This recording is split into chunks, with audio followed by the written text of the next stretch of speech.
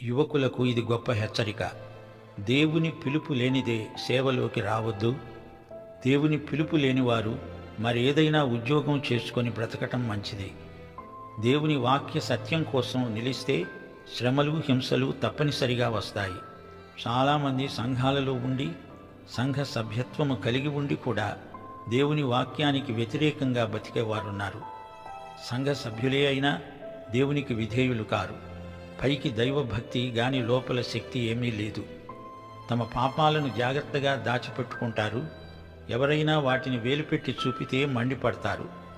దేవుడు తమనేమీ అనకూడదు. దేవుని వాక్యం ప్రకటించే వారిని బెదిరిస్తారు. తమకు అనుకూలమైన బోధలే చెయ్యాలి అని శాసిస్తారు. వారు దేవునికి ఎదురు తిరిగే ప్రజలు. తిరుగుబాటు చేసే జనులు అంటే అన్యులు అని అర్థం. ఎంత గొప్ప భక్తుడైనా ఏదో ఒక పాపం చేయటం మానవ బలహీనతను చూపుతోంది. ఎవరు చేసినా పాపము పాపమే. దేవుడు దానిని ఎన్నడూ సమర్థించడు. అయితే నీవు దేవుని బిడ్డవై ఉండి పాపములో పడితే దేవుడు క్రమశిక్షణ చర్య అమలు పరుస్తాడు. ఇష్టం వచ్చినట్లు పాపం చేసేది, యేసు రక్తమే జయం అని 4 సార్లు అనేది అంతటితో అయిపోయింది అనుకుంటున్నారా? దేవుని బిడ్డలు పాపం చేసినప్పుడు వారి ఆధ్యాత్మిక జీవితానికి ఎంతో నష్టం వాటిల్లుతుంది. నీ రక్షణ పోదు నిజమే, కానీ క్రైస్తవుడు చేసే ప్రతి పాపానికి అతనికి గాయమవటమే కాదు, తండ్రి హృదయాన్ని కూడా ఎంతో గాయపరిచిన వాడవుతున్నాడు. నీ మూలకంగా నా పేరు శత్రువుల మధ్య దూషించబడుతున్నది. నిన్ను క్రమశిక్షణలో పెట్టవలసిందే. కోడి గుడ్లు పెట్టడానికి ఇంటికి రావలసిందే. వేళకింత కడుపు నిండా అన్నం తిని హాయిగా ఉంటే చాలు. ఎంతో ఐశ్వర్యముండి ఏదీ తినలేక రోగిగా ఏదో పథ్యం మెతుకులు తిని చస్తూ ఉండేవానికి ఏమనిపిస్తుంది? లక్షాధికారైనా లవణమన్నమే కాని మెరుగు బంగారము మింగబోడు. ఎంత ఐశ్వర్యవంతుడైనా రోజుకు 3 సార్లు తింటాడు. ఒకే మంచం మీద పడుకుంటాడు. బీదవాడి కంటే తానెక్కువ కాలం బతకడు. ధనవంతుడు గనుక ఎందరు డాక్టర్లను పెట్టుకోగలడు. ఖరీదైన ఔషధాలు సేవించగలడు. చచ్చేటప్పుడు తాను వెళ్ళిపోతూ అన్నీ ఇక్కడే వదిలిపెడతాడు. తనతో ఏమీ తీసుకుపోలేడు. అలా తీసుకుపోవడానికి వీల్లేదు. నేను ఈ లోకానికి వచ్చేటప్పుడు ఏమీ తేలేదు, వెళ్ళిపోయేటప్పుడు ఏమీ తీసుకుపోలేను. ఇవ్వటంలో ఎంతో ఆనందమున్నది. అది ఇచ్చేవారికే తెలుస్తుంది. ఇవ్వటానికి దేవుడు నీకిచ్చింది ఉంది గదా. దేవుడిది పెద్ద చెయ్యి. దానితో పోలిస్తే నీ చెయ్యి ఎంతో చిన్న చెయ్యి. డబ్బు విలువ దాన్ని కూడబెట్టడంలో లేదు గాని ఇతరుల అక్కరలు తీర్చటంలోనే రాణిస్తుంది. మనకే ఎక్కువ కావాలనుకునేవాడు తక్కువే ఇస్తాడు. దేవుని ఆత్మ దాతృత్వాత్మ. ఎవరి అక్కర తీరిందో ఆ వ్యక్తి యందు మన దాతృత్వ ఫలాన్ని చూడగలం.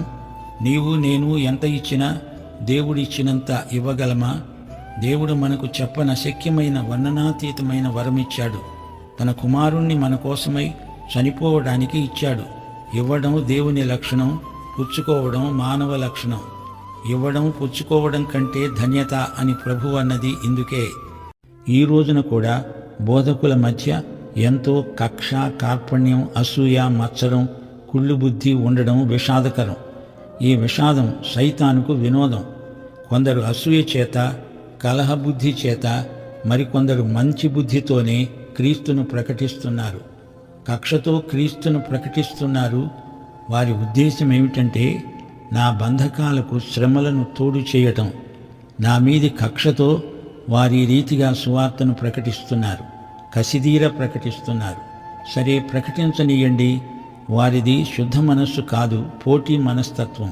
ప్రేమ అనేది ఇప్పటి విషయం. నీవు నీ సహోదరులను, తోటి విశ్వాసులను ప్రేమిస్తున్నావా?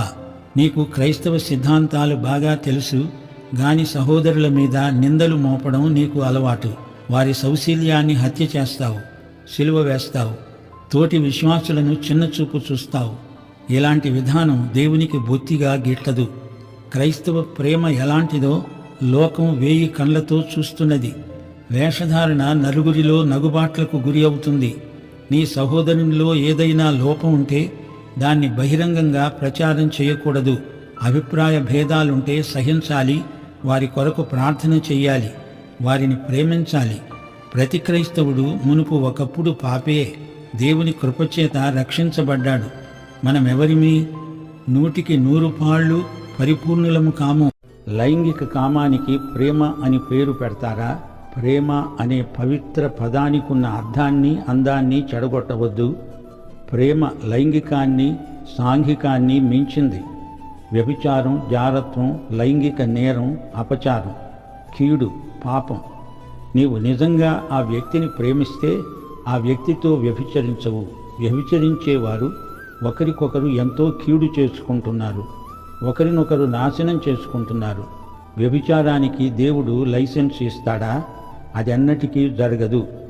1 కొరింథీ 13వ అధ్యాయం గొప్ప ప్రేమ కావ్యం. అది చదవండి. ప్రేమంటే ఏమిటో మీకు బోధపడుతుంది.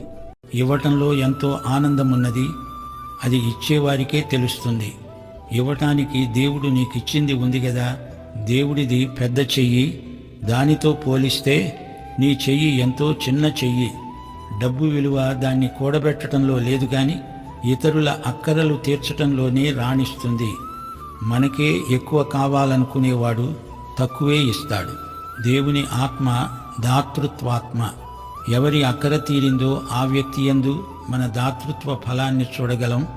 నీవు నేను ఎంత ఇచ్చినా దేవుడిచ్చినంత ఇవ్వగలమా? దేవుడు మనకు చెప్పనశక్యమైన వర్ణనాతీతమైన వరమిచ్చాడు. తన కుమారుణ్ణి మన కోసమై చనిపోవడానికి ఇచ్చాడు. ఇవ్వడం దేవుని లక్షణం, పుచ్చుకోవడం మానవ లక్షణం. ఇవ్వడం పుచ్చుకోవడం కంటే ధన్యత అని ప్రభువు అన్నది ఇందుకే.